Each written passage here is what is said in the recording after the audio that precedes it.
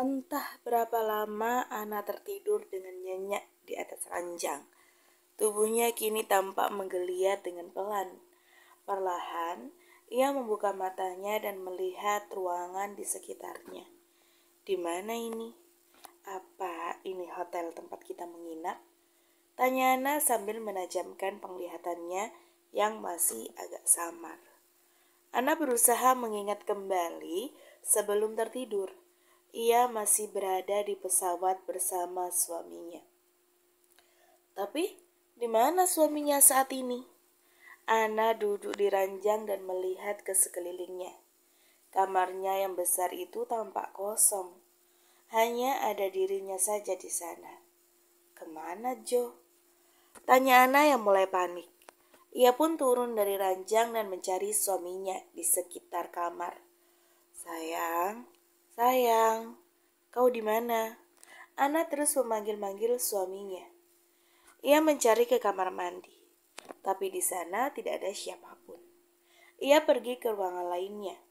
Hanya ada sofa dan meja untuk bersantai. Ia pun memutuskan untuk mencari di balkon depan kamar. Siapa tahu Jody sedang mencari angin di sana. Jo, seret. Ana menyibakkan gorden kamar itu. Ia langsung terkejut hingga membuatnya menutup mulut dengan kedua tangannya. Pemandangan di depannya bagaikan mimpi baginya. Eiffel? Gumam Ana sambil menatap takjub menara di depannya. Saat itu hari sudah malam. Di luar sana menara Eiffel tampak indah dengan hiasan lampu yang berkilauan meneranginya. Terlihat indah dan sangat romantis. Tak lama terdengar suara pintu kamar dibuka dari luar. Jody yang baru saja dari luar masuk ke dalam kamarnya. Ana menoleh ke arah pintu. Sayang, teriak Ana sambil berlari menghampiri Jody, lalu menghamburkan dalam pelukannya. Jody pun dengan sigap menahan bobot tubuh Ana yang cukup ringan baginya. Ada apa sayang? Kau sudah bangun? Jody merapikan rambut Ana, menyelipkan di balik telinganya. Sayang, itu. Ana melompat kegirangan sambil menunjuk ke arah balkon. Ia melompat-lompat seperti anak kecil yang menemukan sesuatu yang dia sukai. Itu apa? Jody berpura-pura tidak mengerti. Ayo sini. Ana menarik Jody, lalu mengajaknya keluar kamar menuju balkon. Lihat itu, Eiffel, my dreams comes true. Seru Ana setengah memekik. Ia meletakkan kedua telapak tangannya di pipi kiri dan kanannya sendiri sambil terus melihat menara di depannya. Jody tersenyum lebar melihat istrinya bahagia. Ia pun memeluk sang istri dari belakang. Kau bahagia? Tanya Jody.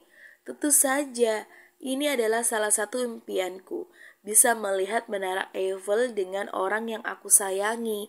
Kalau dulu aku sempat gagal melihatnya bersama orang tuaku, sekarang Tuhan sudah mengabulkannya. Aku bisa melihat menara itu dengan suamiku. Jawab Ana sambil menyandarkan kepalanya di dada Jody. Aku senang melihatmu bahagia, ucap Jody dengan lembut lalu mengecup pipi Ana dari samping. Ana menoleh ke belakang bertemu tatap dengan suaminya itu. Terima kasih sudah membahagiakanku, Jo. Aku mencintaimu, ucap Ana dengan tulus. Jody tersenyum lalu mengangguk. Ia masih memeluk istrinya dari belakang. Aku juga mencintaimu, Anastasia. Sangat mencintaimu, balas Jody dengan sungguh-sungguh. Selanjutnya siapa sangka Ana yang lebih dulu berinisiatif menarik tengkuk Jody supaya menunduk ke bawah agar ia lebih mudah mencium bibir suaminya. Jody pun menyambutnya dengan senang hati. Ia membalas ciuman itu semakin dalam, bahkan terus memanggut bibir Ranum yang sudah menjadi candu baginya. Di depan sana, menara Eiffel jadi saksi akan keromantisan cinta mereka. Tidak ada yang lebih dulu mau berhenti menarik diri dari lembutnya dua bibir yang bertautan. Mereka kian terbuai dengan hasrat yang terpendam dalam diri masing-masing. Beberapa menit saling bertautan, tak lama bunyi perut juga yang menjadi alarm mereka untuk berhenti sejenak. Jody dan Ana sama-sama menarik diri. bertemu tatap, lalu tergelak bersama. Kau lapar? Tanya Jody. Ana mengangguk malu. Iya, lapar sekali, jawab Ana sambil mengusap-ngusap perutnya. Jody pun terkekeh. Kalau begitu bersiap-siaplah, kita akan makan di luar, di restoran dekat Menara Eiffel. Mau? Yes, mau, jawab Ana dengan cepat. Ya udah, siap-siap dulu sana, aku tunggu. Oke, aku mandi dulu. Tunggu ya. Ana berjinjit mencium kuat pipi suaminya. Aku tidak akan lama. Lalu ia berlari dengan cepat masuk ke kamar mandi. Ia tampak begitu senang sekali hari ini. Kini mereka sudah berada di salah satu restoran yang begitu dekat dengan Menara Eiffel. Belum apa-apa, Ana sudah menagih pada Jody untuk berfoto dengan background Menara Eiffel setelah makan malam nanti. Tentu saja, Jody langsung mengangguk menyetujuinya. Jody memesan dan makanan Prancis lainnya, tapi yang paling masuk di mulut Ana hanya croissant dan makanan penutupnya yaitu yang lain masih sangat asing di lidahnya. Berbeda dengan Jody yang biasa memakan apa saja. Sayang, aku hanya ingin makan yang ini, bisik Ana sambil menunjuk croissant. Jody tersenyum. Ya udah, tidak masalah, aku pesan lagi yang ini ya.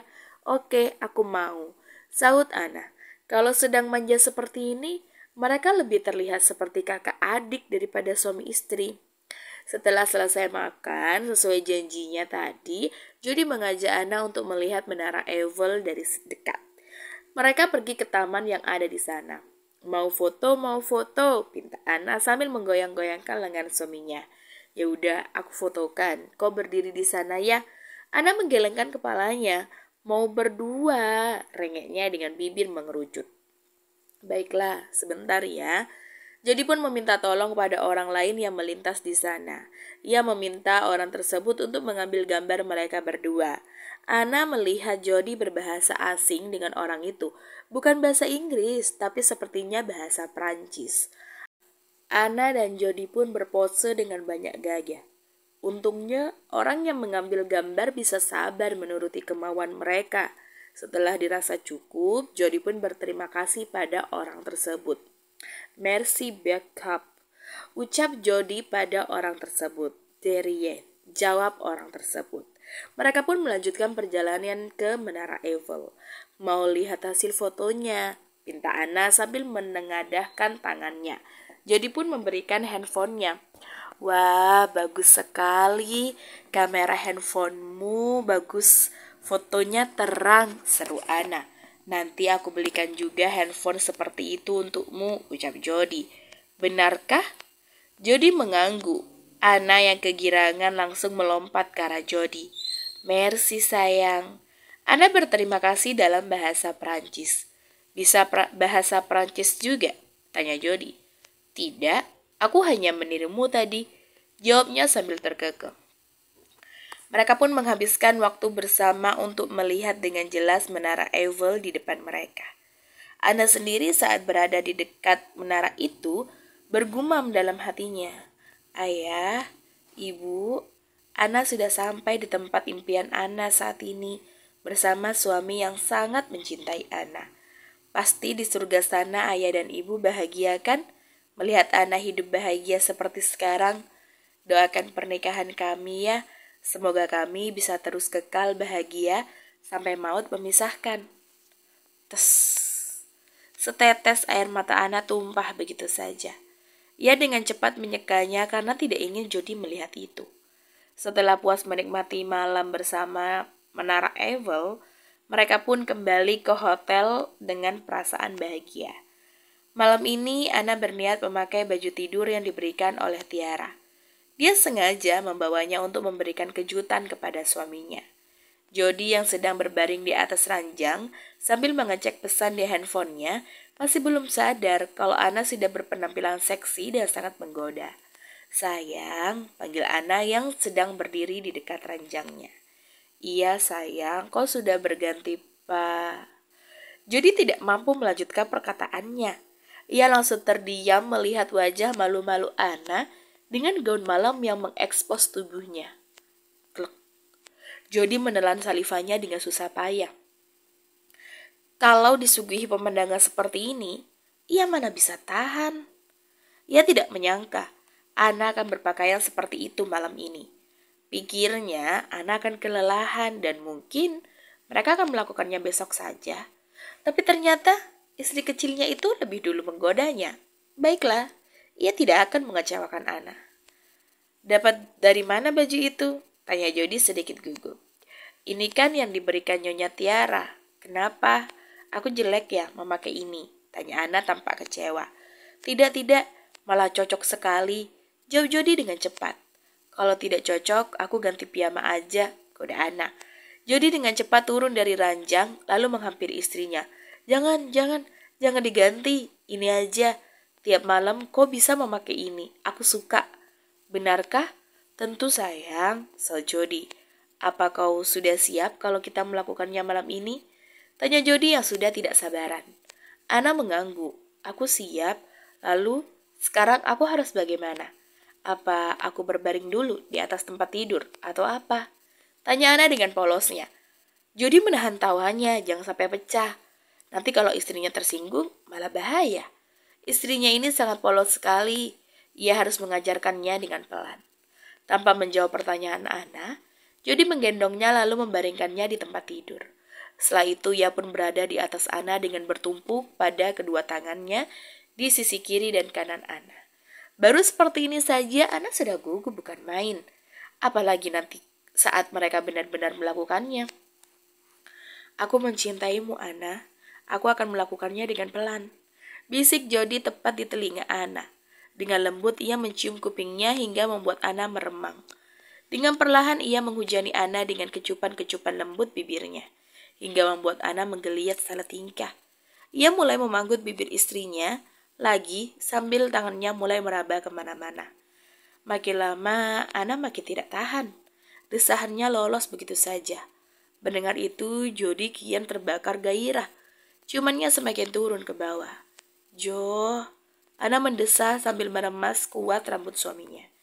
Dengan cepat Jody membuat mereka sama-sama polos tanpa penghalang. Tubuh keduanya kian menegang. Mereka butuh lebih dari sekedar ciuman. Jody yang sudah tidak tahan segera melakukan apa yang dia inginkan. Hingga Ana menjerit karena rasa sakit bercampur nikmat. Nikmati sayang, lama-lama kau akan menyukainya. Lirih Jody yang terus bergerak menguasai istrinya. Ana menggigit bibirnya kuat-kuat menahan sakit yang lama-lama bisa ditahan olehnya. Jody pun kembali membungkam bibir Ana dengan bibirnya. Semakin lama Ana semakin terlena dan terbiasa dengan rasa sakitnya. Malam itu menjadi malam yang paling berkesan bagi mereka berdua. Malam panjang yang penuh dengan cinta. Rembulan sudah berganti tugas dengan matahari. Malam yang panjang itu sudah usai dengan penuh rasa cinta yang membuncah di dada. Entah berapa lama mereka menghabiskan waktu bersama. Sepasang pengantin baru itu belum ada yang membuka mata. Di luar sana, udara begitu sejuk menusuk ke tulang. Mereka yang berada di atas tempat tidur semakin mempererat pelukan di balik selimut, hangat dan nyaman. Itulah yang mereka rasakan saat saling menghangatkan diri dengan berpelukan. Terdengar lenguhan yang cukup panjang dari mulut mungil Ana. Tubuhnya terasa lelah seperti habis lari berkilo-kilometer jauhnya. Area sensitifnya pun terasa cukup nyeri. Ia merasa tidak nyaman saat menggerakkan badannya untuk mengubah posisi. Meski masih mengantuk, ia berusaha membuka matanya. Yang pertama kali ia lihat saat itu adalah dada kekar milik suaminya. Ana sedikit terkejut melihat bulu-bulu halus yang tumbuh di sekitar dada suaminya. Ia merabanya dengan pelan. Terasa geli di telapak tangannya. Ia pun terkekeh lalu mendongak menatap wajah suaminya yang masih tertidur dengan pulas.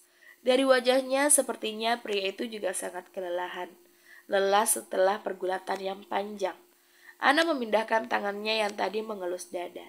Kini mengelus rahang tegas milik suaminya. Sedang tidur saja tampan begini. Apalagi kalau mau buka mata. Jadi pria paling tampan di matanya. Hidungnya pun mancung, alisnya tebal, bibirnya cukup merah, Karena Jody tidak pernah merokok, benar-benar sempurna di mata Ana. Sedang mengelus rahang Jody, mata Ana tertuju pada bahu suaminya. Ada bekas kemerahan di sana, seperti sebuah garukan dari kuku yang tajam. Ia spontan mengingat kejadian tadi malam. Itu adalah ulahnya. Mengingat itu membuat Ana tersenyum malu. Dia telah menjadi seorang wanita dewasa. Kasihan suamiku, sampai merah-merah seperti ini. Ujar Ana lalu meniup-niup bahu yang merah itu. Karena sudah bangun, Ana berniat untuk mandi lebih dulu. Badannya terasa lengket, ia harus membersihkan sisa-sisa peluh di tubuhnya. Tapi ketika ia hendak bangun, ia merasa sakit hingga tak sengaja berdesis. Au. Mendengar itu, Jody langsung membuka matanya dan ikut duduk di samping Ana. Sayang, kau kenapa? Ada yang sakit? Tanya Jody khawatir. Tangannya terulun menyelipkan rambut Ana di balik telinganya. Maaf, aku membuatmu terbangun. Aku tidak apa-apa, hanya sedikit perih saja. Jawab Ana. Ya sudah, kau tidur aja lagi, jangan kemana-mana dulu. Tapi aku mau ke kamar mandi, ucap Ana dengan mengerucutkan bibirnya. Ia sudah tidak tahan, ingin buang air kecil. Badannya pun terasa lengket semua. Jody mengusap rambut Ana dengan lembut. Aku gendong ya, karena ini perbuatanku, aku harus bertanggung jawab padamu. Tidak perlu, aku bisa. Jo, tanpa menghiraukan Ana, Jody pun segera menggendong istrinya itu. Ana yang masih belum berpakaian, sontak menutup dadanya dengan kedua tangannya. Ia masih malu-malu. Kenapa ditutup begitu? Santai aja. Tadi malam juga sudah lihat, kata Jody sambil melangkah ke kamar mandi. Ih, malu tahu. Jody tergelak. Masa sih masih malu? Tadi malam kok tidak? Godanya lagi. Sayang, jangan bahas itu terus. Aku malu, protes Ana dengan wajah yang sudah memerah. Selama berada di Paris, Jody benar-benar memanjakan Ana. Semua wishlist Ana yang sempat tertunda akan ia kabulkan. Seperti hari ini, mereka akan melakukan perjalanan menuju ke Disneyland yang terletak agak luar di kota Paris. Tentu saja, mereka akan melihat parade toko-toko Disney di siang hari dan Disney Light di malam hari. Sayang, ayo kita ke sana. Ayo cepat, nanti ketinggalan. Paradenya akan segera dimulai, ajak Ana sambil menarik tangan suaminya. Ia tidak mau ketinggalan melihat parade toko Disney kesukaannya. Ia juga mau berdiri di barisan paling depan. Tentu saja dengan senang hati Jody mengikuti permintaan istrinya. Tak lama dari ujung jalan terdengar suara musik mengiringi parade itu. Muncullah toko Mickey Mouse dan teman-temannya memimpin parade kali ini. Melihat itu, Ana berteriak kegirangan. Sayang, itu ada Mickey, seru Ana. Ia melambai-lambaikan tangannya ke arah toko kartun itu, sementara Jody malah sibuk merekam sang istri dengan kamera handphonenya. Lalu muncul lagi toko Jasmine dan Princess Ariel. Dengar rambut merahnya. Ana kembali bersorak kegirangan, lalu melambai-lambaikan tangannya. Ia begitu bahagia saat toko tersebut balas melambaikan tangan padanya. Sayang, dia melambaikan tangan padaku. Wah, mereka cantik sekali, seperti di dunia dongeng. Jody mengacak gemas rambut istrinya. Kau tampak bahagia sekali, sayang. Ana menoleh sekejap ke arah suaminya. Merci, ini semua karenamu. Ucapnya lalu dengan cepat mencium pipi kiri suaminya. Dan hal itu terekam di kamera Jody yang masih aktif. Jody tersenyum. Setelah ini kau akan lebih bahagia lagi. Kenapa? Tanya Ana yang belum melihat siapa karakter yang akan lewat selanjutnya. Lihatlah itu. Jawab Jody sambil menunjuk dengan dagunya. Ana menoleh ke depan.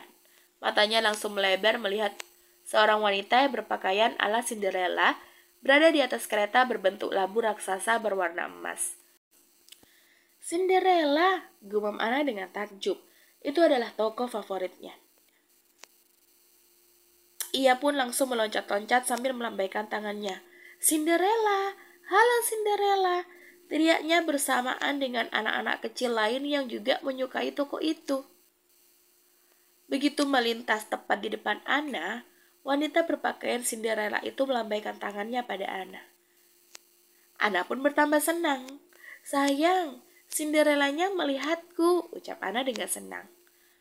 Cinderella itu lalu membuat gerakan kecup jauh, tapi bukan ke arah Anna, melainkan pada pria di sampingnya, yaitu Jody. Padahal Jody kan hanya merekamnya saja, tidak tidak melambaikan tangannya kepadanya. Anna langsung masam, lalu menoleh ke samping. "Sayang, kau main mata dengannya ya? Kenapa dia memberimu kiss bye?" Anna melipat kedua tangannya di depan dada. "Aku tidak tahu sayang, aku juga tidak mengenalnya kan." Jody mengangkat bahunya. "Cinderellanya genit," protes Anna. Jody menyimpan handphonenya lalu menggenggam tangan istrinya. "Jangan khawatir, aku tidak akan meliriknya karena aku sudah punya Cinderellaku sendiri." Bujuk Jody lalu mengecup tangan Anna secara bergantian. "Cinderellaku, apakah kau mau makan es krim bersama pangeranmu ini?" tanya Jody kemudian. Anna menggeleng. "Aku mau croissant isi coklat," pintanya. "Baiklah, kita cari sekarang, ayo." Jody mengulurkan lengannya dan langsung digandeng oleh Anna. Wajahnya sudah kembali tersenyum. Jody memang paling bisa ya membujuk istrinya. Mereka pun menghabiskan waktu berdua menikmati cemilan yang dijual di sana, serta membeli beberapa souvenir sebagai hadiah untuk nanti dibawa pulang. Saat malam telah tiba, mereka pergi untuk menonton Disney Delight, sebuah pertunjukan yang menggabungkan video proyeksi, pancuran air, tata lampu, dan musik yang berpadu menjadi satu. Semua muncul di badan kastil sehingga saat melihatnya, penonton seolah sedang menyaksikan drama musikal karakter Disney di badan kastil sebagai layar proyeksi. Sangat menakjubkan, dan malam ini penonton akan disuguhkan dengan karakter Elsa.